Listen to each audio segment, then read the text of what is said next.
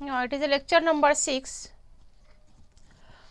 जैसा कि हमने लास्ट लेक्चर में डिस्कस किया था Ostwald dilution law for a weak acid, ठीक है। यहाँ पर हमने रिलेशन निकाली थी for weak acid, alpha is directly proportional to square root of V और alpha is inversely proportional to square root of C, ठीक है।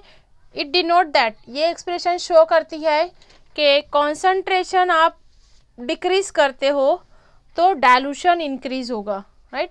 It indicate that whenever concentration decreases the dilution increases और dissociation increases. जाहिर सी बात है, कम number होंगे, कम moles होंगे solution में तो वो अच्छे से डिसोसिएट होंगे, अच्छे से वो आयोनाइज होंगे। लेकिन अगर उसका अमाउंट बढ़ जाता है, कॉन्सेंट्रेशन बढ़ जाता है, तो इक्विलिब्रियम जो शिफ्ट हो जाएगा वो लेफ्ट साइड में शिफ्ट हो जाएगा। Equilibrium shifted towards left side, that means undissociated molecule increases. Is that clear? आज हम स्टडी करेंगे Oswald dilution law for weak base,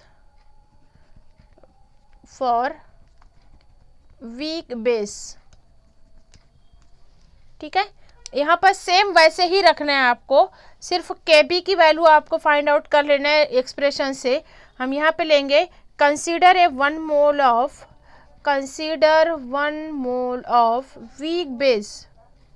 weak base हमने लिया था BOH, राइट।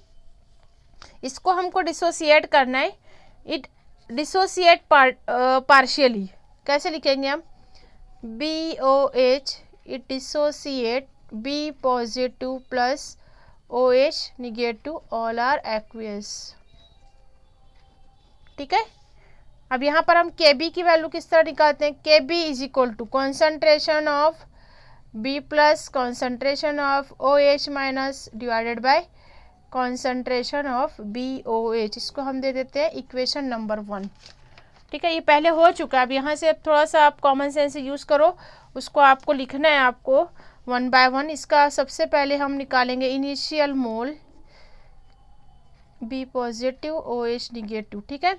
सबसे पहले हम निकालेंगे इनिशियल मोल। क्या होता है initial? Number of moles. Start में ये 1 रहता है जबकि ये दोनों 0 होता है जब डिसोसिएशन नहीं हुआ है, ठीक है। डिसोसिएशन होने के बाद इसमें क्या होता है? अमाउंट प्रेजेंट एट इक्विलिब्रियम, इसको हम लिखते हैं अमाउंट प्रेजेंट एट इक्विलिब्रियम। क्या हो जाएगा ये? 1 minus alpha alpha alpha. Is that clear? Now concentration at equilibrium,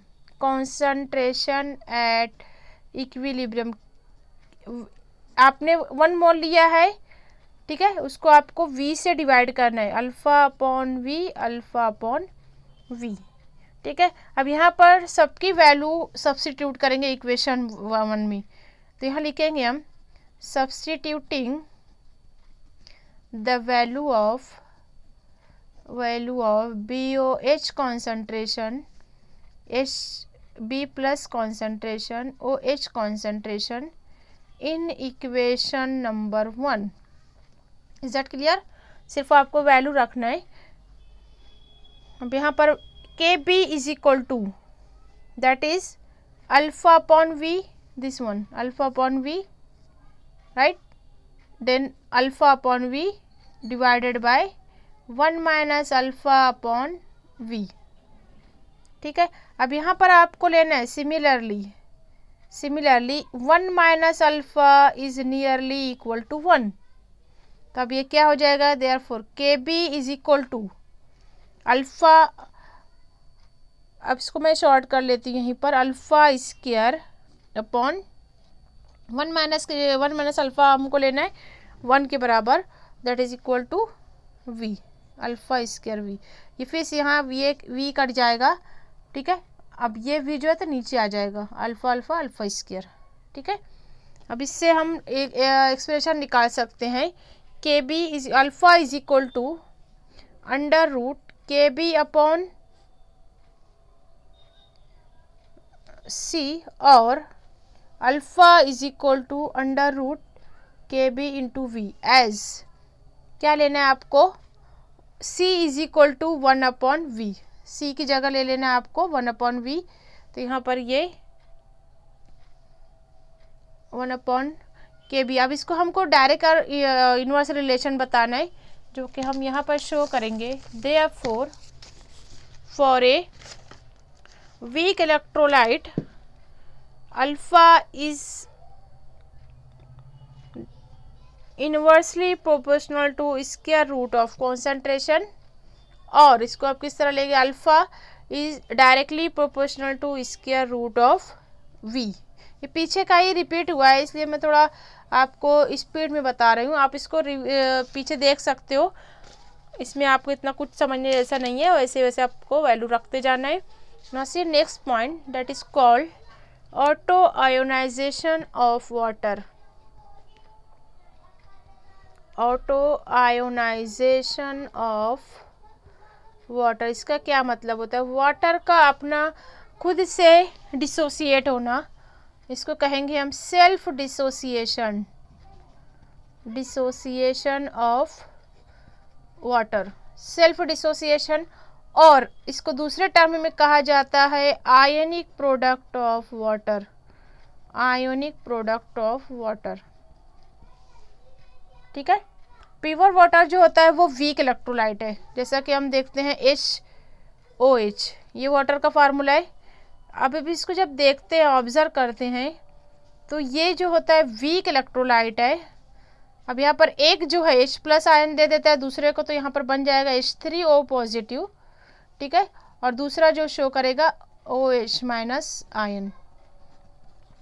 ये सिंपल आयोनाइजेशन है वाटर का, क्योंकि ये वीक इलेक्ट्रोलाइट है। Water is a weak electrolyte, water is weak electrolyte, it dissociated very small extent. ठीक है, तो हम इस इक्वेशन से के इक्विलिब्रियम निकाल सकते हैं। के इक्विलिब्रियम क्या होगा, देखेंगे यहाँ पर dissociation of concentration of H3O positive, concentration of OH minus divided bye H2O। यहाँ पर दो मॉलिक्यूल है तो हम स्क्वायर ब्रैकेट लिखेंगे इसको, ठीक है, इस तरह। अब अगर हम इसको इस तरफ ले आते हैं, K into H2O square is equal to concentration of H3O minus और concentration of OH minus ion. ठीक है, ज़्यादातर जो है majority of water molecules are undissociated. ठीक है, तो यहाँ पर हम कॉन्सेंट्रेशन ऑफ H2O लेंगे, concentration of H2O can be taken as constant, उसको हम लिखेंगे K डैश। ठीक है, तो यहाँ पर इसको लेंगे, कितना भी हो स्क्वायर पावर कितना भी हो इसका, हम उसको लेंगे कांस्टेंट K डैश। तो यहाँ पर वैल्यू रखने पर K into K dash is equal to concentration of hydronium ion then concentration of hydroxyl ion. ठीक है, अब यहाँ पर इसको लिया गया as K into K dash is equal to KW, water का, इसलिए हम यहाँ पर KW से शो करेंगे, is called ionic product of water, is called ionic product of water, that is called KW is equal to concentration of H3O positive, concentration of OH minus। ठीक है, इसको कहा जाता है the ionic product of water KW। ठीक है, the product of molar concentration of hydronium ion and hydroxyl ion at equilibrium of pure water at A given temperature is called ionic product of water. ठीक है, अगर हम concentration of hydronium ion देखते हैं ये equal होता है concentration of hydroxyl ion की एट इक्विलिब्रियम। ठीक है, अगर हम इसको लेते हैं at 298 kelvin, this concentration is found to be इसको लिया गया जब नियरली 27 डिग्री पर 1 × 10⁻⁻7 मोल पर लीटर। ठीक है, तो अब अगर हम इसकी वैल्यू रख देते हैं, दिस इज इक्वल, अब इसको हम रखते हैं अगर KW में, KW is equal to 1 × 10⁻⁻7 multiply 1 × 10⁻⁻7 moles per litre. तो ये क्या हो जाएगा, -7 दैट इज 1 × 10⁻⁻14 मोल पर litre. This is the value of KW। ठीक है, ये हम pH में इसका यूज़ होगा, pH स्केल में, वहाँ पर हम इसकी वैल्यू रख के pH मालूम करेंगे। ठीक है, dissociation of acid and base यहाँ पर कंप्लीट होता है, राइटो आयोनाइजेशन ऑफ वाटर कंप्लीट होता है। अगले लेक्चर से हम pH स्केल की स्टडी करेंगे। ठीक है, थैंक यू।